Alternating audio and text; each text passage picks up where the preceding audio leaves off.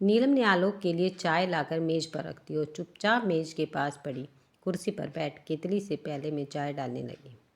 आलोक ने नीलम के झुके हुए मुख पर दृष्टि डाली। लगता था वह अभी अभी रोकर उठी है। आलोक रोजाना ही नीलम को उदास देखता है। वैसे नीलम रोती बहुत कम है। वह समझता है कि नीलम के रोने का कारण क्या हो सकता है, इसलिए उसने पूछकर नीलम को दोबारा रुलाना ठीक नहीं समझा। उसने कोमल स्वर में पूछा, माँ और पिताजी ने चाय पी ली? नहीं। नीलम के स्वर में थोड़ा सा कंपन था। क्यों? माँ जी कहती हैं कि उन्हें इस कदर थकावट हो रही है कि चाय पीने के लिए बैठ नहीं सकती, और पिताजी को चाय नुकसान करती है तो पिताजी को दूध दे देती। ले गई थी, किंतु उन्होंने कहा दूध उन्हें हजम नहीं होता।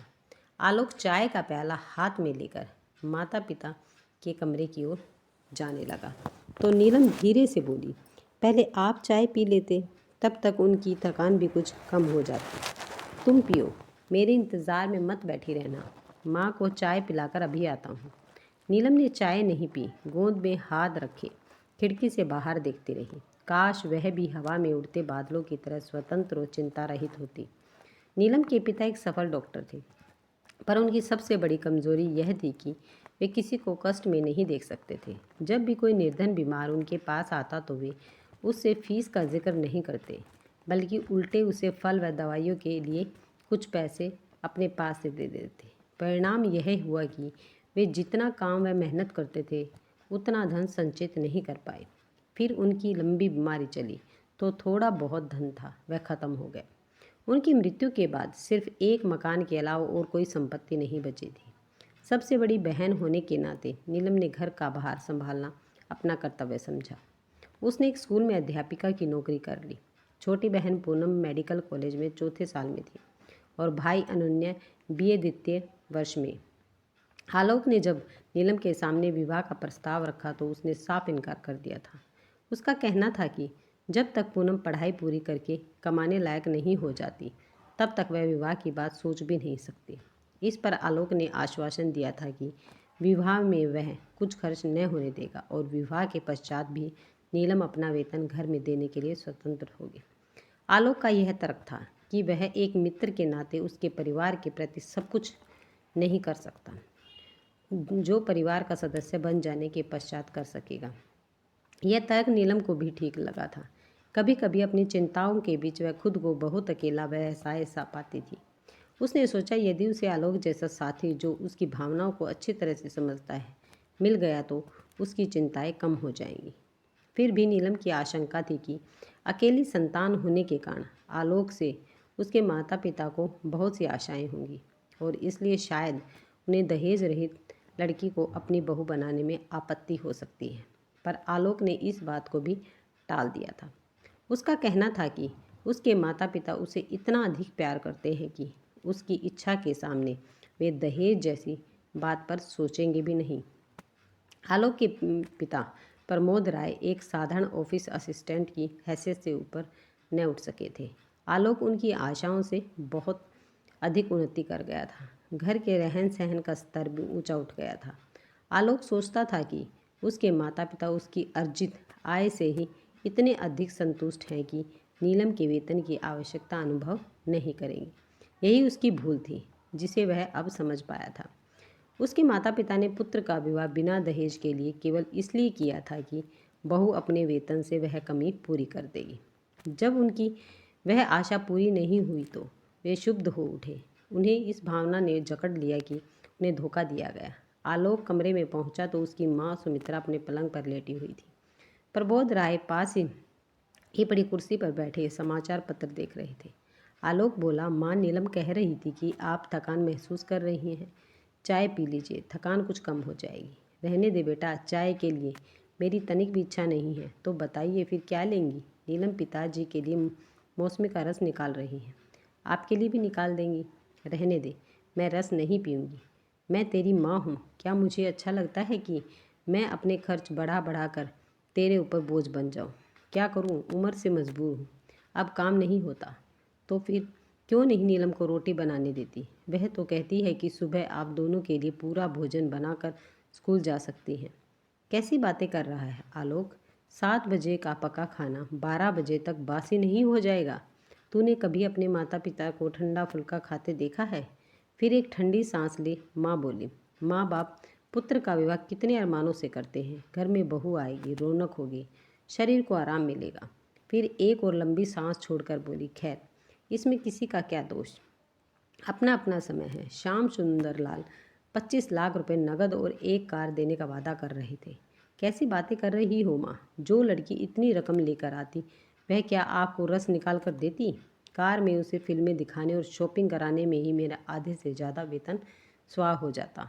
ऊपर से उसके उलाहने सुनने को मिलते कि उसके मायके में तो इतने नौकर चाकर काम करते थे। और माँ, यदि मेरा विवाह अभी हुआ ही न होता तो क्या होता? यदि नीलम कुछ लाई नहीं तो वह अपने ऊपर खर्च भी तो नहीं कुछ कर रही। तुमने इतनी बार मैंने कहा है कि नौकर रख लो, पर तुम्हें तो नौकर के हाथ का खाना भी पसंद नहीं। अब तुम ही बताओ कि यह समस्या कैसे हल हो। सुमित्रा के पास जो समाधान था वह उसके बिना बताए भी आलोक जानता था, सो वह चुप रही। आलोक ही फिर बोला, थोड़े दिन और धीरज रखो माँ। पूनम ने आखिरी वर्ष की परीक्षा दे दी है, अब उसका खर्च तो समाप्त हो ही जाएगा। अनन्या भी 1-2 वर्ष में योग्य हो जाएगा और उसके साथ नीलम का उसका उत्तरदायित्व भी खत्म हो जाएगा। वह नौकरी छोड़ देगी। अरे एक बार नौकरी करके कौन छोड़ता है? फिर वह इसलिए धन जमा करती रहेगी कि बहन का विवाह करना है। आलोक हंसकर बोला, इतने दूर की चिंता आप क्यों करती हैं माँ? पूनम डॉक्टर बनकर स्वयं अपने विवाह के लिए बहुत धन जुटा लेगी। मुझे तो तेरी ही चिंता है, तेरे अकेले के ऊपर इतना बोझ है। मुझे तो छोड़ो, इन्हें तो फल इत्यादि मिलने ही चाहिए, नहीं तो शरीर कैसे चलेगा। तभी नीलम 2 गिलासों में मौसमी का जूस लेकर कमरे में आई। आलोक हंसकर बोला, देखो माँ, तुम तो केवल पिताजी की आवश्यकता की बात कह रही थी, नीलम तो तुम्हारे लिए भी जूस लेकर आई है, अब पी लो। नीलम ने इतने स्नेह से निकाला है, नहीं पियोगी तो उसका दिल दुखेगा। इस प्रकार की घटनाएं अक्सर होती रहती। माँ का जितना असंतोष बढ़ता जाता आलोक का पत्नी के प्रति, उतना ही मान और अनुराग। विवाह के पश्चात नीलम ने एक बार भी नहीं सुनाकर नहीं कहा कि आलोक ने उसे जो आश्वासन दिए थे वे निराधार थे। उसने कभी यह नहीं कहा कि आलोक के माता पिता की तरह उसके माता पिता ने भी उसे योग्य बनाने में उतना ही धन खर्च किया था। तब क्या उनका उनके प्रति इतना भी कर्तव्य नहीं है कि वह अपने बहन भाई के योग्य बनाने में सहायता करे? वह तो अपने सास ससुर को संतुष्ट करने में किसी प्रकार की कसर नहीं छोड़ती। स्कूल से आते ही घर गृहस्थी के कार्यों में उलझ जाती है। कभी उसने पति से कोई स्त्री सुलभ मांग नहीं की। अपने मायके से जो साड़ियाँ लाई थी अब भी उन्हें ही पहनती है, पर उसके माथे पर शिकन नहीं है। नीलम ने सरलता और से परिस्थितियों से समझौता कर लिया था। उसे देख आलोक उससे काफ़ी प्रभावित था। यही बात वह अपने माता पिता को समझाने का प्रयत्न करता था, किंतु वे तो जैसे समझना ही नहीं चाहते थे। वे घर के खर्चों को लेकर घर में एक अशांत वातावरण बनाए रखते, केवल इसलिए कि वे बहू को यह बतलाना चाहते थे कि वह अपने बहन भाई के ऊपर जो धन खर्च करती है वह उनके अधिकार का अपहरण है। नीलम स्कूल के लिए तैयार हो रही थी। उसे सास की पुकार सुनाई दी तो बाहर निकल आई। पड़ोस के 2 लड़कों ने उन्हें बताया कि प्रबोध राय जब अपने नियम के अनुसार सुबह की सैर के बाद घर लौट रहे थे, तब एक स्कूटर वाला उन्हें धक्का देकर भाग निकला और वे सड़क पर गिर पड़े। नीलम तुरंत घटनास्थल पर पहुंची। ससुर बेहोश पड़े थे। नीलम कुछ लोगों की सहायता से उन्हें उठाकर घर लाई। उसने जल्दी से पूनम को फ़ोन किया। पूनम ने कहा कि वे चिंता न करें, वह जल्दी ही एम्बुलेंस लेकर आ रही है। नीलम ने छुट्टी के लिए स्कूल फ़ोन कर दिया और घर आकर अस्पताल के लिए ज़रूरी सामान रखने लगी। तभी पूनम आ गई। जितनी तत्कालीन चिकित्सा करना संभव था उसने की और उन्हें अस्पताल ले गई। पूनम अपने स्वभाव व व्यवहार के कारण पूरे अस्पताल में सर्वप्रिय थी। यह जानकर कि उसका कोई निकट संबंधी अस्पताल में भर्ती होने आया है, उसके मित्रों और संबंधित डॉक्टरों ने सब प्रबंध कर दिए। घबराहट के कारण सुमित्रा को लग रहा था कि वह शक्ति रहित होती जा रही है। सारे अस्पताल में एक हलचल सी मची हुई थी। वह कभी सोच भी नहीं सकती थी कि कभी उसके रिटायर पति को इस प्रकार का विशेष इलाज उपलब्ध हो सकेगा। बीच बीच में नीलम आकर सास को धीरज बंधाने का प्रयत्न करती। आलोक ऑफिस के कार्य से ही कहीं बाहर गया हुआ था। नीलम ने उसे भी इस घटना की सूचना दे दी। अनन्या समाचार पाते ही तुरंत आ गया। दवाइयों के लिए भाग दौड़ वही कर रहा था। मदद के लिए उसके एक मित्र ने अपनी कार दे दी। 5-6 घंटे बाद प्रमोद राय कमरे में लाए गए। पूनम ने बार बार नीलम की सांस को तसल्ली दी कि प्रमोद राय जल्दी ही ठीक हो जाएंगे। वातावरण में एक ठहराव सा आ गया था। सुमित्रा ने कमरे में चारों ओर देखा। अस्पताल में इतना अच्छा कमरा तो काफ़ी महंगा पड़ेगा। जब उसने अपनी शंका व्यक्त की तब अनन्या बोला, माँ जी, आप 2 बेटों की माँ होकर खर्च की चिंता क्यों करती हैं? मेरे होते यदि आपको किसी प्रकार का कष्ट हो तो मैं बेटा होने का अधिकार कैसे पाऊंगा? नीलम हंसकर बोली, माँ जी, आज इसने पिताजी को अपना रख दिया है ना, इसलिए यह बढ़ बढ़कर आपका बेटा होने का दावा कर रहा है। यह सुन सुमित्रा की आंखें जलजला आई। वे सोच रही थी कि यदि नीलम ने बहन की पढ़ाई में सहायता न की होती तो क्या आज पूनम डॉक्टर होती? क्या उसके पति को ये सुविधाएं मिल पाती? श्याम सुंदर लाल का पुत्र क्या अपनी बहन को दहेज के बाद उसके ससुर को खून देने की बात सोचता? प्रमोद राय जब घर आए तब तक सुमित्रा की मनोस्थिति बिल्कुल बदल चुकी थी और सारी कमजोरी भी गायब हो चुकी थी। रात को पति को जल्दी भोजन कराकर वे नीलम के लिए कार्डिगन बुन रही थी। तभी उन्हें अनन्या के आने की आवाज़ सुनाई दी। प्रसन्नता से उनका मुख उज्जवल हो उठा।